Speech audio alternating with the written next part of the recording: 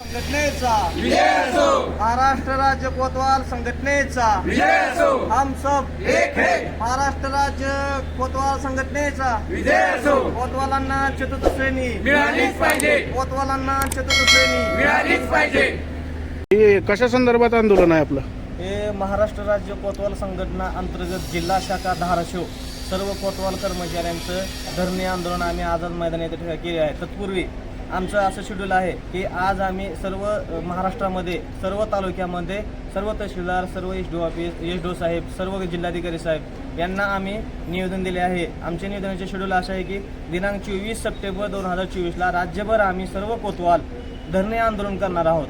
तसेच दिनांक 25 सप्टेंबर 2024 रोजी संपूर्ण राज्यभर आम्ही कोतवाल कर्मचारी काम बंद आंदोलन करणार आहोत व दिनांक 26 सप्टेंबर 2024 रोजी जर 25 तारखेपर्यंत आमचे निवेदनाच्या अनुषंगाने आमच्या जर प्रमुख मागण्या चतुर्थ श्रेणी मिळावी ही जर मान्य नाही झाली तर आम्ही दिनांक 26 सप्टेंबर 2024 रोजी आझाद मैदान मुंबई येथे आंदोलनासाठी जाणार आहोत व पूर्ण महाराष्ट्रभर आम्ही बेमुदत कामकाजावर बहिष्कार टाकून काम बंद आंदोलन करणार आहोत. अशा आमची महाराष्ट्र राज्य कोतवाल संघटनेची प्रमुख मागणी जोपर्यंत मान्य होत नाही तोपर्यंत आम्ही कामकाज बंद ठेवणार आहोत.